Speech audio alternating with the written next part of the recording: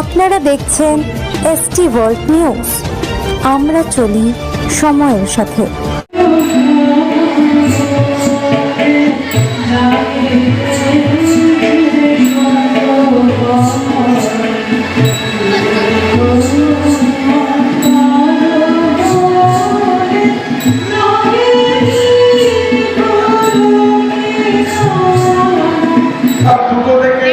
আমাদের তথ্য সংস্কৃতি দপ্তর প্রতি বছর এই আয়োজন করে থাকে এবং কবিগুরু রবীন্দ্রনাথ ঠাকুরের এই যে তিরোধান দিবস, এটাকে যথাযোগ্য মর্যাদায় আমি চেয়েছি যে আমাদের সাব ডিভিশনের স্কুলে বা বিভিন্ন ব্লকে এর চর্চা ছড়িয়ে দেওয়ার জন্য এবং ছাত্রছাত্রীদের মধ্যে এই চর্চা যাতে সারা জীবন বেঁচে থাকতে পারে এবং একটা সুস্থ সংস্কৃতি তারা সুযোগ পেতে পারে, সেই সুযোগের জন্য আমি স্কুলে এসেছিলাম এই প্রোগ্রামটা করতে এবং অংশগ্রহণ থেকে খুবই ভালো লাগছে যে এখানে প্রচুর ছাত্রছাত্রী এই অনুষ্ঠানটি দেখলো এবং তারা ভবিষ্যতে এই অভিজ্ঞতা সঞ্চয় করে রাখলো।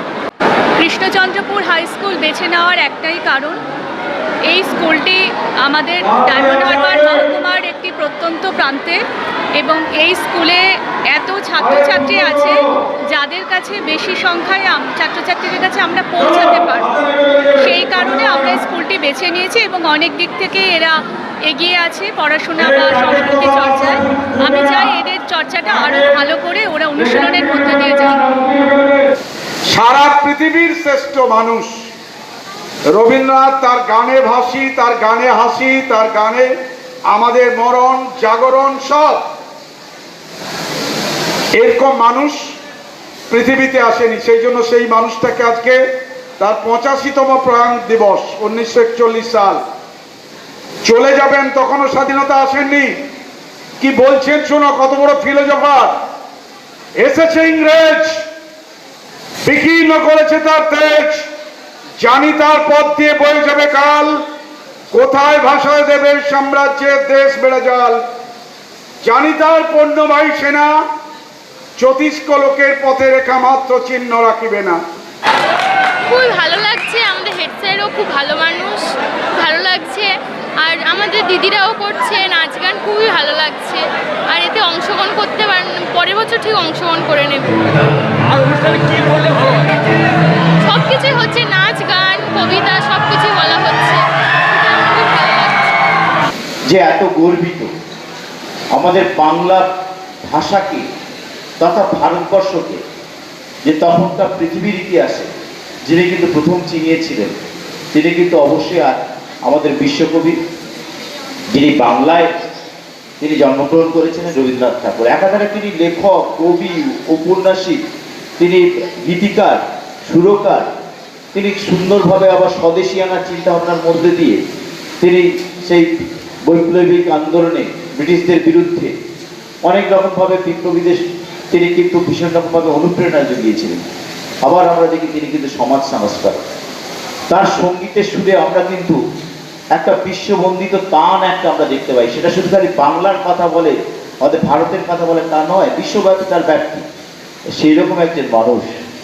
কবি রবীন্দ্রনাথ ঠাকুরের নাম শুনিনি এরকম কেউ নেই। সবসময় আমরা তার কবিতা, তার গান করেই থাকি। গান শিখতে হলে মোটামুটি তার গানই শুরু করি আমরা। কাজেই সেটা তো আছে, কিন্তু আজকের মৃত্যুদিনটাকে আলাদা করে স্মরণ করার কি দরকার? কেনই বা এলাম এখানে? সরকারের অনেক দপ্তর আছে, বিভিন্ন দপ্তরে বিভিন্ন কাজ, যেগুলো ছাড়া আমাদের জনজীবন স্তব্ধ হয়ে যাবে। কিন্তু পরিকাঠামোর বাইরে গিয়ে একটা দপ্তরের কাজ আছে, আমাদেরও তার অংশ আছে, সেটা হচ্ছে সংস্কৃতি। এই সংস্কৃতিটা হলো যে কোনো ভাষা, যে কোনো জাতি, যে কোনো আঞ্চলিক যারা আছে সেইগুলোকে মানে বাঁচিয়ে রাখা, সেটার জন্যই আমাদের এই চেষ্টা।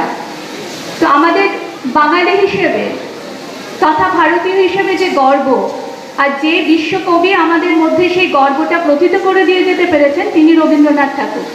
আর আজকে তাঁরই মৃত্যুদিন। তোমরা তো ক্লাসে এখন নতুন মোবাইল পাচ্ছ, সবুজ সাথী সাইকেলে স্কুলে আসছো, অনেক কিছু সরকারের তরফ থেকে পাচ্ছ, সেটা তো একদিক। কিন্তু এই যে আমাদের প্রচেষ্টাটা, যে আজকের এই কবি স্মরণ অনুষ্ঠানে আমরা কেন কোন দিকে তাকাবো, একটু ভেবে দেখতে হবে। মোবাইল তো হাতের কাছে আছে, কোনো কিছু করার তাগিদটাকে, যেটা তো আমাদের ভেতরে থাকে কিন্তু আমরা খুঁজে পাই না বাইরের এই বিভিন্ন আড়ম্বরে।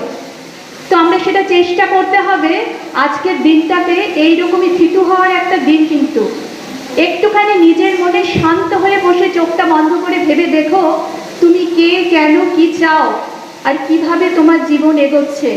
নতুন খবরের আপডেট পেতে আমাদের চ্যানেলটি সাবস্ক্রাইব করুন এবং বেল আইকনটি প্রেস করুন।